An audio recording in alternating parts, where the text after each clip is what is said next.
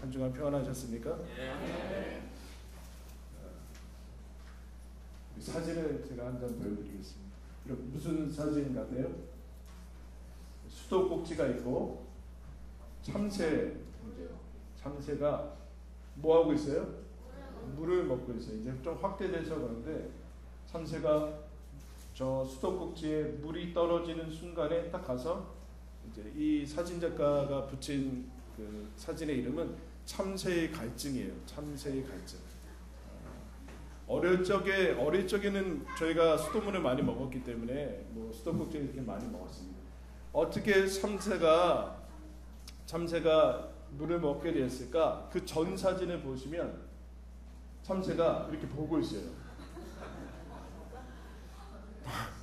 이걸 또 어떻게 보고 있었는지 몰라요, 사진 작가가. 이렇게 보고 있다가 다시 앞에 거 보여주시겠어요? 보고 있다가 물 떨어질 때 확 날라서 딱 봤죠. 갈증이 생기니까 물이 떨어지는 거 보고 있다가 이제 보게 됩니다. 갈증이 있을 때 물에 반응하게 되죠. 다시 이제 다음 마지막 사진 보여주면 이게 지금 이제 한꺼번에 세 번째 사진 3번. 거기 지금 3번. 좀 초보니까 좀. 합쳐놓은 사진입니다. 됐습니다. 거기 이제 합쳐놓은 거니까 다음엔 잘 준비하세요.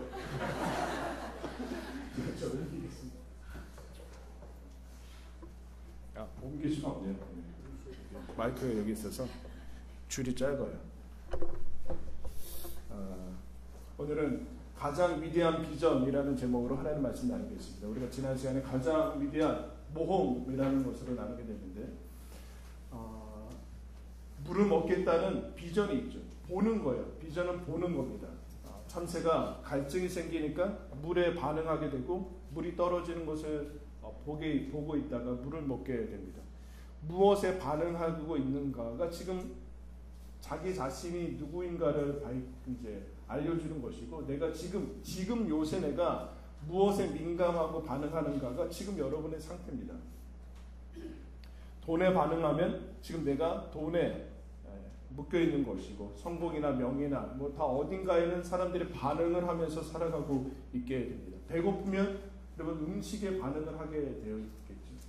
그게 사람들이 추구하는 것이다라고 얘기했습니다. 추구하는 것. 추구해서 바라보고 있는 것을 비전이라고 합니다. 비전은 얼마든지 멋지게 포장될 수 있지만, 그러나 무엇에 반응하면서 내가 마음속으로건 내 관심사건 그것을 바라보고 있는가의 이제 문제. 눈으로 보는 것이 아니라 사실은 눈을 통해서 보는 것이 무엇인가의 문제입니다. 오늘 우리가 읽은 말씀은 아브라함이 위대한 시작을 사실 75세 때 하게 되는데, 아브라함이 어떻게 위대한 시작이라고 얘기할 수 있는가? 드디어 아브라함이라는 사람이 그전에는 그렇지 않았는데 하나님이라는 분에 반응하기 시작했어요. 하나님이라는 분에. 무려 75년이 지난 다음에 하나님이라는 분에게 반응하기 시작했다라는 것이 이 창세기 12장에서부터 위대한 시작이 여러분 시작하는 그 이유입니다. 하나님이 아브라함에게 하나님이 나타나셔서 아브라함이 드디어 하나님을 보기 시작했어요. 하나님을 보기 시작했다는 거예요. 그동안 하나님이 안중에도 없었는데 하나님을 보기 시작했죠. 그래서 하나님이 아브라함한테 나타나서 이런 얘기합니다. 너의 고향과 친척과 아버지의 집을 떠나서 하나님께서 지시하는 땅으로 가라, 이런 얘기를 합니다. 이 말씀만 듣고 가지 않았어요. 이 말씀만 듣고 가지 않고 하나님께서 흔히 얘기하는 아브라함한테 그 비전을 주세요. 그냥 땅으로 가라는 게 아니라 무슨 말씀을 품고 가야 되는가, 그게 여러분 2절과 3절이죠. 우리 이거 좋아하는 말씀이고 잘 아는 말씀인데 여러분 한번 다 같이 읽어볼까요? 시작. 내가 너로 큰 민족을 이루고 내게 복을 주어 내 이름을 창대하게 하리니 너는 복이 될지라. 너를 축복하는 자에게는, 너를 저주하는 자에게는 내가 저주하리니 땅의 모든 족속이 너로 말미암아 복을 얻을 것이라 하신지라. 이 말씀을 붙들고 아브라함이 이제 새로운 삶을 시작하고 떠나게 되는데, 그럼 이 말씀이 어떤 말씀으로 다가와요?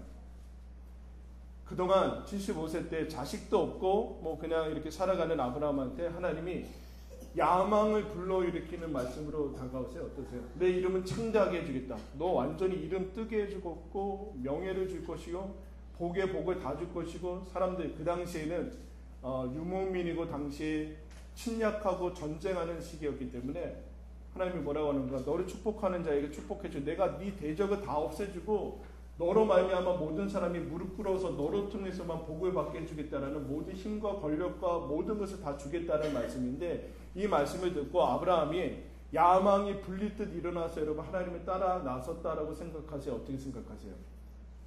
내가 내 힘으로는 얻을 수 없는 것을 하나님이 나에게 약속을 하셨고 내가 정말 하나님 따라가면 성공하고 부귀와 영화를 누리겠구나 라는 그 비전을 받아서 여러분 하나님이 그 아브라함을 그 욕망을 불릴 듯 일으켜가지고 따라갔겠습니까? 아니죠. 근데 이 말씀 액면 그대로 받아들이면 그렇게 보여요. 그렇게 보여요. 근데 이 말씀이 무슨 뜻을 의미하는가? 이런 얘기죠. 2절에 이렇게 보시면 하나님이 이런 얘기합니다. 내가 너로 큰 민족을 이루고 너에게 복을 주고 너의 이름을 창대하게 할 테니 너는 복이 될지라. 여러분 하나님을 이전에 이제 아브라함이 만난 경험이 이 성경에는 나타나지 않는데 하나님을 만나기 전 하나님이 없는 사람들의 특징은 무슨 특징이 있는가? 자기가 신입니다. 그러니까 자중심, 자기 중심적으로 살게 되죠. 그래서 언제나 모든 것이 나고 내가 나의 꿈, 나의 비전, 내가 기분이 어떻고 이렇게 돌아가죠. 그래서 주변은 어떻게 되는가? 대상이 되고 물질화됩니다. 사물화됩니다. 내가 중심이죠. 그런데 어느 날 어떤 분이 나타나서 아브라함한테 뭐라고 하시는가? 내가 너한테 나를 그냥 우리도 상대방한테 너라고도 부르고 당신이라고 부르는데 사실은 그런 개념이 아니라 어떤 분이 나타나서 아브라함한테 아브라함이 그동안 자기가 중심이고 자기가 모든 것에 신과 같은 존재였는데 어느 날 어떤 분이 나타나서 아브라함을 대상화시켜버려요. 대상. 나는 언제나 나로 살았거든요. 근데 어느 날 어떤 분이 나타나 너가 이런 존재로 남았어. 내가 중심이고 내가 모든 것의 핵심이었는데 이게 여러분 그 타락이고 왜곡이죠. 타락이고 왜곡. 원래 모든 사람이 하나님에 의해서 탄생하고 창조되는데 하나님 없이 살다가 그런데 역전이 일어납니다. 구원이 일어난 것이죠. 아브라함이 제자리를 찾게 됐어요. 제자리란 나는 하나님 앞에서의 존재구나. 하나님 앞에서 너라고 불리는 존재가 내가 사람이라는 것을 이제 알게 됩니다. 제자리를 찾게 되죠. 나는 하나님 앞에서의 존재구나. 제자리를 찾으니까 제대로 이제 볼 수 있는 거예요, 여러분. 자리를 찾지 않으면 제대로 볼 수 없어요. 그동안 제대로 보지 못하고 살아간 것이죠. 그러면서 이렇게 알게 되는, 복은 내가 만들어내는 거 아니구나. 내가 만들 수 있는 것도 아니고 나는 복의 근원도 아니고 내가 그동안 여러 가지 소유하고 가지고 왔던 것들 복이 아니구나. 뭐라고 그러냐면 하나님이 이제 75세 때 나타나서 그래도 아브라함이 결혼도 하고 자식은 없었지만 재산도 있었고 가족도 있었고 뭐 본토 친척 거기에 모든 게 있었는데 이제 복이 될 거다라는 얘기를 해요. 그전에는 복이 아니다라는 얘기를 하게 됩니다. 복은 하나님이 주신다라는 거 기본적으로 알고 있는데 나는 하나님께 받는 존재로서 복은 하나님께서 주실 뿐만 아니라 어떤 것도 하나님이 없으면 복은 아니다. 그 얘기를 하는 거예요. 그런데 여러분 이게 우리가 세상 살다 보면은 하나님 없어도 복이라고 할 수 있는 것들을 우리가 있다라고 그렇게 착각하고 살게 되죠. 하나님 없이도 이것만 있으면 된다라고 하는 것들이 우리들에게는 있어요. 하나님이 주신 것이죠. 우리들에게 하나님이 주신 건데 거기에 하나님과 연결이 되지 않고도 이것만 가지고도 내가 얼마든지 복된 삶을 가지고 있고 창대케 되는 삶을 살 수 있다라고 얘기를 하는데 하나님이 뭐라고 하는가? 그거 복 아니고 내가 빠지면 복 아니고 복은 내가 주는 것이고 나와 연결되지 않으면 복 아니다 라고 얘기를 하죠. 거기에 대한 각성을 지금 하게 되는 거예요. 이 말씀 들으면서 내가 너한테 복 줄 것이고 나는 뭐 그럭저럭 사는데 그래서 여러분 기독교로 들어오기 어려우신 분들이 있어요. 뭐냐면은 자기가 생각하는 복을 많이 가지고 있다라고 생각하는 분들은 기독교로 들어오기 어려워요. 왜냐하면은 하나님이 시시하게 느껴지거든요. 하나님이 시시하게 느껴져요. 나는 이미 이름이 창대하고 내가 세상에서 가질 복이라고 여겨지는 걸 가지고 있고, 그리고 나를 통해서 사람들을 얼마든지 줄 수 있는 것을 가지고 있는 사람들은 무슨 가장 위험이 있는가? 하나님이 시시해져요. 하나님이 시시해져요. 여러분 어떠세요? 아브라함이 이 말씀을 들으면서 뭘 자각하게 되는가? 내가 그동안 하나님 없이 살았구나. 하나님 없이 살았구나. 하나님이 결핍되어 있는데 나는 그것을 놓치고 다른 것들이 복이라고 여기면서 살아왔구나. 만족하면서 살았구나. 만족하면 안 되는 상태고 위험한 상태인데 절망해야 되고 울어야 되고 이거 큰일 났다고 외쳐야 되는 상황인데 나는 그럭저럭 만족하면서 살았구나. 하나님이 없는데 하나님이 시시하게 여러분 느껴지는 거죠. 여러분 여기 왜 오셨어요? 하나님 예배 드리고 왔는데 예배 드릴 때 많은데 여기 왜 오셨어요? 뭐 하기 위해서 오셨어요? 아브라함이 그거를 자각하게 됩니다. 하나님이 내 야망을 불러일으켜서 나는 그동안 얻지 못했던 것을 이제 저분을 통해서 얻을 수 있어서 출발한 게 아니라 나는 그동안 하나님이 없이 복이라고 착각하면서 살았구나. 하나님을 시시하게 느꼈구나.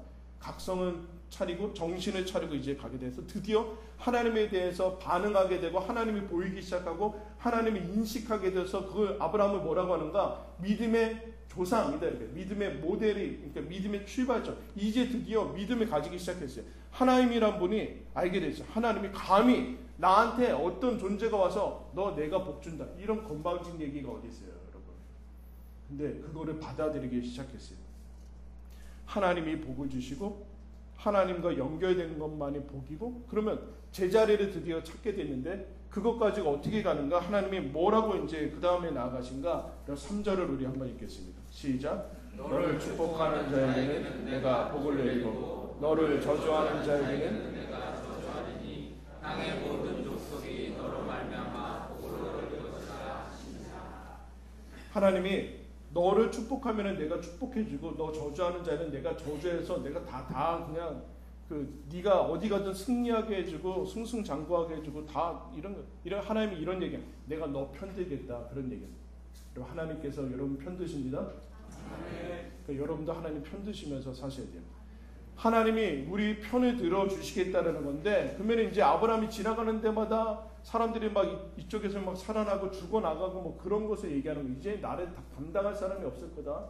내가 최고가 될 것이다. 라는 그것으로 받아들였는가? 그게 아니라 하나님이 복을 주시고 하나님께서 주시는 것만 복이고, 또 하나님과 연결될 때는 화건 재건 다 합해서 하나님이 복으로 바꿔주시는데, 어느 단계까지 나아가야 되냐면은 하나님이 이런 얘기는 내가 하나님이 복으로 인식되는 자리까지 나아가야 된다. 하나님이 복을 주는 것만 아니라 너도 복을 받아서 복이 될 뿐만 아니라 복의 존재가 될 뿐만 아니라 하나님 내가 복이 되는 것. 즉 그래서 다윗이 이렇게 고백해요. 주밖에는 나의 복이 없습니다. 이렇게 고백해요. 주밖에는 나의 복이 없습니다. 그 근원을 만나니까 다른 것들이 무의미해지는 거죠. 무의미해지는 거. 다른 것들이 보이지 않게 되는 거예요. 다른 것들이 내가 나를 가장 사랑하는 하나님, 천지를 만드시고 전능하시고 지금도 내 모든 것을 다스리시고 한마디에 모든 이 우주가 변화될 수 있는 그 하나님을 만나러 간다라는 것이 생각이 되면 다른 것들이 눈에 들어오지 않게 된다라는 거예요. 하나님이 이런 얘기를 하는 거예요. 너 창대하게 하는 거 내가 줄 수 있다. 내가 주겠다. 그래서 아브라함이 뭐 몇천 년 지났는데 우리가 얘기한 복 원하는 거 줄 수 있다. 자식 원하는 거 줄 수 있다. 그래서 아브라함이 아이를 낳을 수 없는 나이에 하나님이 이삭을 줍니다.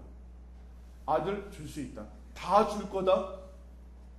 무슨 얘기예요? 다 줄 거고 다 이기게 해줄 거다. 와 이제 승리했구나. 너무 좋다. 그런데 아브라함이 그냥 무심한 듯이 그냥 떠나요. 하나님의 말씀을 붙어. 이게 무슨 얘기냐면 이런 얘기를 하는 거예요. 하나님께서 자식도 주고 복도 주고 너 이름을 창대하게 해주고 명예도 주고 성공해주고 네가 원하는 거 다 줄 수 있다. 나는 얼마든지 그럴 수 있는 분이다. 그러니까 너 앞으로는 이런 거 추구하면서 살지 말아라. 그건 내가 얼마든지 줄 수 있는 거다. 그거 내가 얼마든지 내가 줄 테니까 너는 그것을 얻으려고 살지 말아라. 그것을 추구하면서 살지 마라. 이건 내가 줄 테니까 너는 그것을 위해서 추구하지 말고 그것을 위해서 얻으려고 살지 마. 네 한 번뿐인 인생을 이것 잡으려고 쫓아다니지 말아라. 그건 내가 줄 테니까. 그 얘기를 하시는 거예요. 그럼 무슨 얘기예요? 너는 그 정도의 수준을 위해서 하나님이 창조하지 않았어. 내가 너를 그 정도를 위해서 창조하지 않았어. 그걸 이제 깨닫게 되는 거예요. 너 그 정도를 위해서 채우라고 그 한 번뿐인 인생을 그것 위해서 살라고 내가 만들지 않았다. 너는 하나님, 나의 영광을 위해서 창조했고 나로 채움받기 위해서 창조했다. 너 그거 알아차리겠느냐? 거기에 대해서 아브라함이 조금 알아차려가지고 이제 그 출발하게 되는 거예요. 하나님이 우리에게 필요한 모든 거 주실 거예요.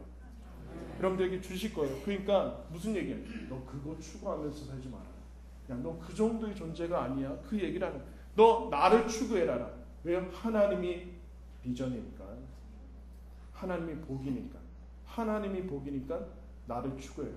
쉽게 얘기하면 우리 아이들 한번 따라할까요? 하나님께 집중하라. 하나님께 집중하라는 얘기예요. 하나님께 집중하라. 다 초점으로 살지 말아라. 하나님께 집중하라라는 얘기를 하는 거예요.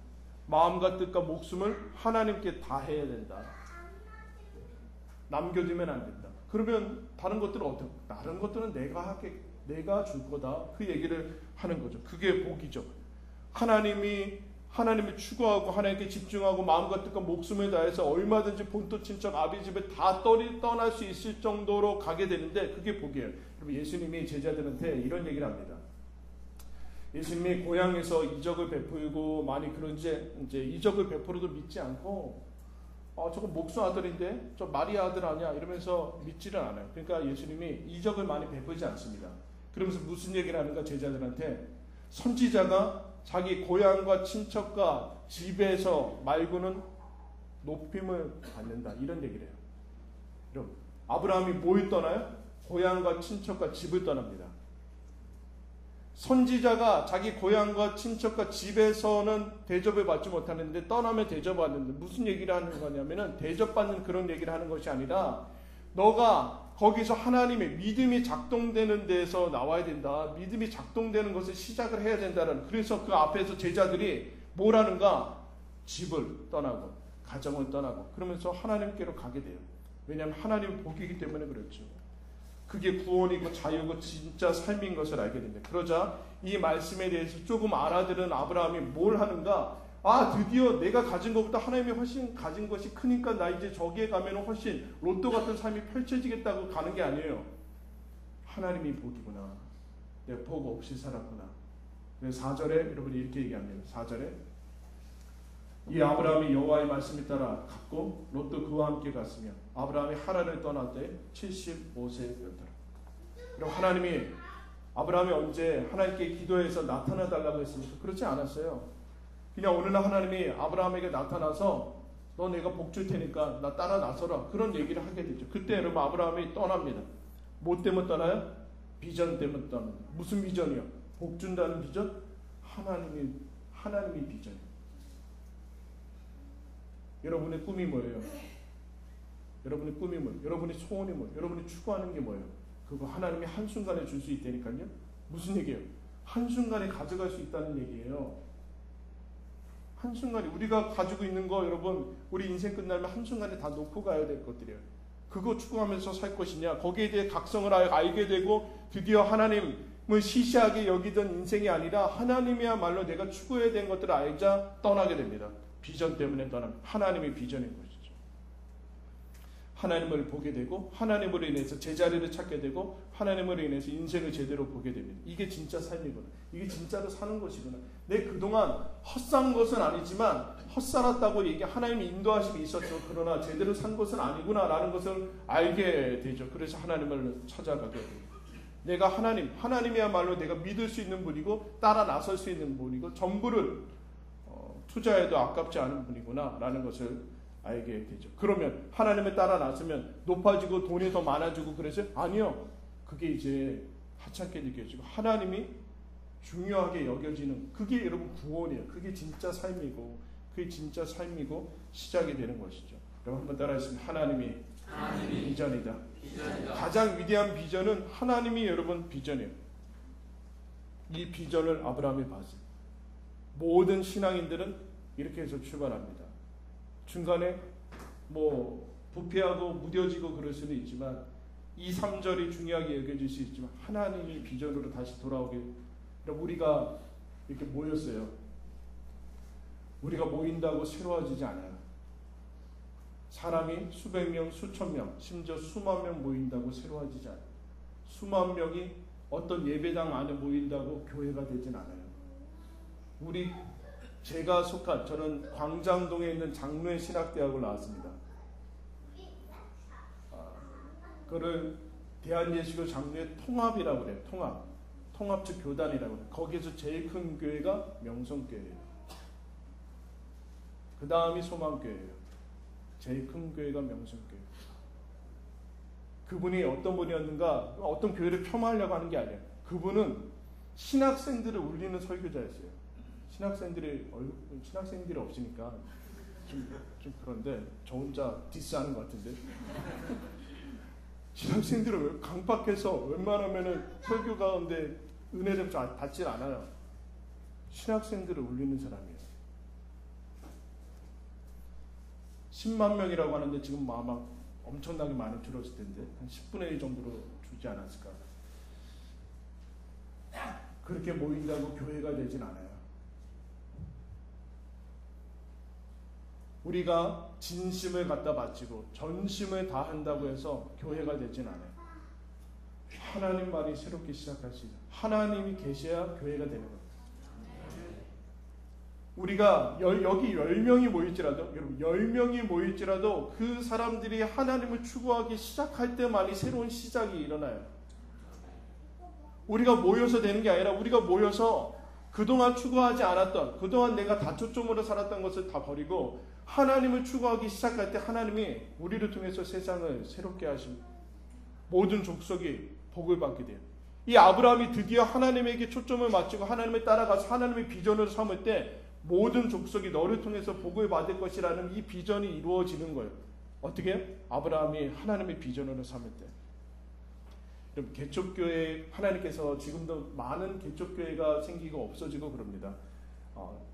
하나님께서 아주 중요한 그 개척교회의 여러 가지 이제 안 좋은 점이나 이제 폐해던 때 있는데, 개척교회가 지금이라도 생기되는 그 가장 중요한 점 중에 하나는 그거예요. 저희 집 근처도 제가 이사 왔을 때는 전도지가 돌아갔거든요. 근데 지금은 안 돌리는 것 같아서 아마 없어진 것 같아요. 돌아오라고 했는데 이름이 돌아오라고 했어요. 돌아오라고. 제가 그래서 그 앞에 이렇게 지나가다가 돌아오라고 해서 돌아오라고 막 이제 근데 그 개척교회인데 그 상가 안에 있는 건데 진짜 열심히 한다. 전도지가 뭐 다 버려져 이제 받았다 버리고. 근데 요새는 돌리지 않는 거 봐서 아마 없어지지 않았는가 그런 생각이 드는데, 그러면서 안타깝고 마음이 아프고 그러지만 이런 한 가지 이유가 있어요. 예수 믿고 예수님이 부르셔서 교회를 시작했다가 예수님 때문에 망하는 교회가 있어야 돼요. 우리는 다 예수님 믿으면 성공한다고 배웠어요. 그래서 나중에는 예수 다 버리고 복과 하나님 없이도 복을 추구하고 하나님 없이도 교회를 추구하다가, 여러분 우리가 열심히 하나님을 추구하다가 하나님이 계속해서 숫자가 줄고 계속 어렵고 뭐 현실 상황이 그렇게 안 될 때, 그럼 그때 하나님을 추구했으면 우리는 칭찬받을 거예요. 개척교회가 실패하는 이유가 실패라기보다는 실패하는 이유가 뭔지 아십니까? 개척교회의 꿈은 뭐예요?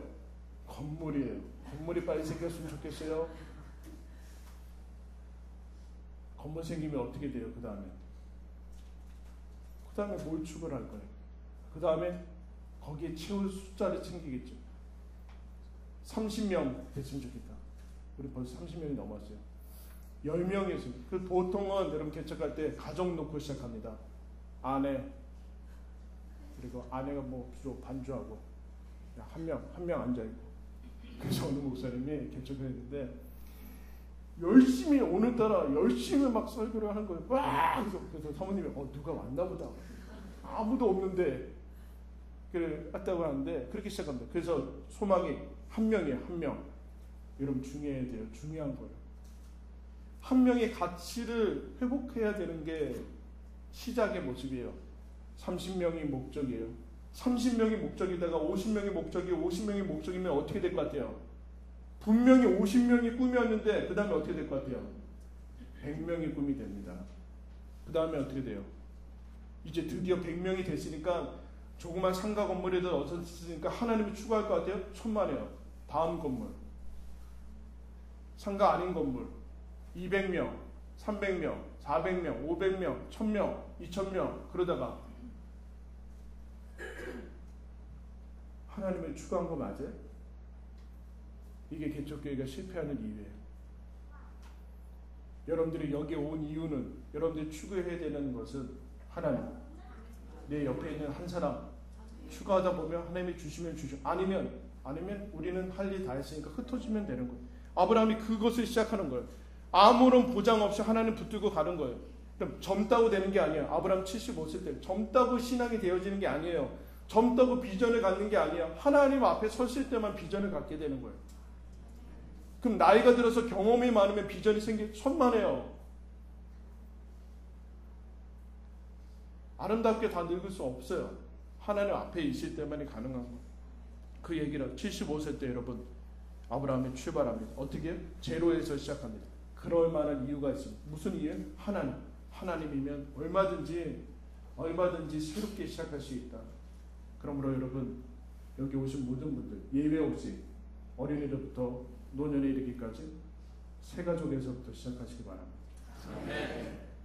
초신자부터 시작하세요. 대가를 치르셔야 될 거예요. 어려우실 거예요. 기분 나쁘실 거예요. 근데 그럴 만한 문제가 아니에요. 하나님이 인생을 새롭게 시작할 수 있는 터닝 포인트를 아브라함한테 주셨듯이 우리들에게 주셨어요. 어떻게 해요? 예수 제대로 믿을 수 있는 기회를 주셨어요. 성공이나 복이나 창대하게 되는 게 아니라 하나님이 시시해지는 그런 인생이 아니라 하나님이 내 비전이고 하나님을 추구할 수 있고 너 그런 것 위해서 살지 말라고 하는 하나님의 인식을 새롭게 할 수 있는 그동안에 주변에 너무나 환경들이 많아서 풍경들이 많고 우리를 유혹하는 그런 화려한 것들에서 없어져서 예수를 믿을 수 있는 그런 터닝 포인트를 주셨습니다. 시작할 수 있는 기회를 주셨습니다. 그게 하나님이에요. 오늘 이후로 비포 애프터가 여러분 확연하게 구분되길 바랍니다. 이것에 하나님 추구하게 오시길 바라고 이전 것 다 버릴 때 하나님께서 하나님으로 채움받고 하나님이 정말 내 인생에서 이런 위대한 시작을 해주시고 비전을 주신 그 하나님을 만나게 될 때 여러분 하나님께서 얼마나 우리와 그리고 우리 각자를 놀랍게 이끌어 가시는 것을 경험하게 되는 그런 주인공들이 되기를 예수님의 이름으로 축원합니다. 아멘.